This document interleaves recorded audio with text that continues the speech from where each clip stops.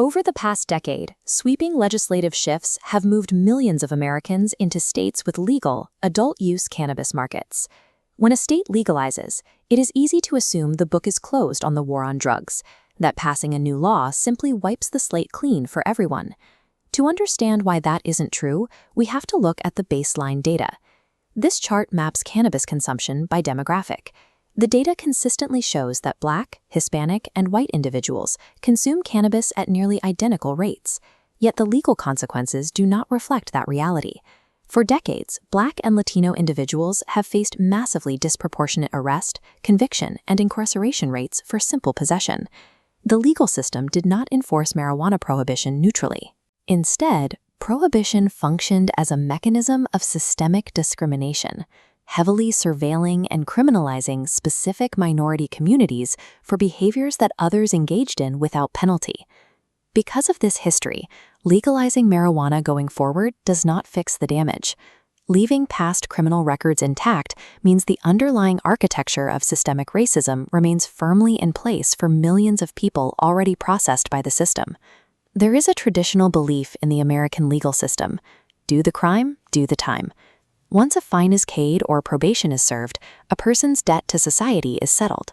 But a low-level drug arrest creates a hidden third phase of punishment. The moment the legal sentence concludes, an invisible sentence begins, lasting indefinitely. In the modern workforce, roughly 90% of employers utilize formal background checks. A past conviction for simple marijuana possession surfaces during these checks, acting as a structural barricade that effectively blocks access to living wage jobs, stable housing, and higher education.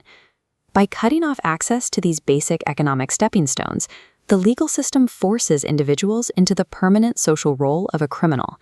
This creates a state of structural dependency, trapping people in poverty long after their actual interaction with the justice system ends.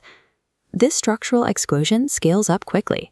When thousands of people within a specific community are locked out of career advancement, it depresses the overall earning potential of entire Black and Hispanic neighborhoods.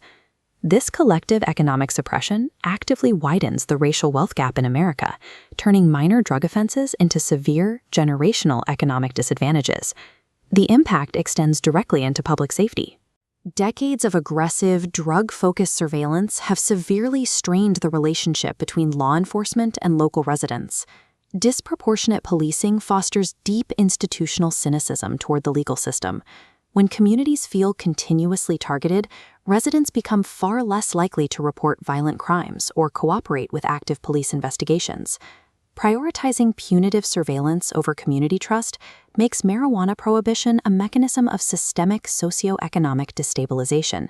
It actively harms public safety rather than protecting it. This brings us to the stark economic paradox of modern legalization.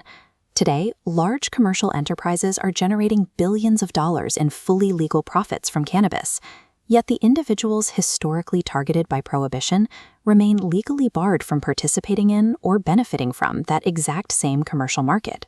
Resolving this two-tiered reality requires a shift from retributive punishment to restorative justice.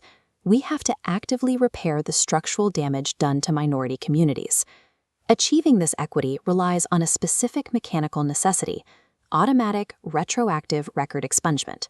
By completely severing the connection between a historical drug offense and lifetime economic disenfranchisement, expungement restores the pathways to legitimate economic mobility. Record clearance is not an optional policy preference. It is a mandatory structural repair required to tear down artificial economic barriers. Legalization stops future arrests, but it leaves the architecture of past discrimination fully intact. Achieving justice requires the active removal of these barriers, aligning the transition to legal cannabis with the fundamental principles of civil rights.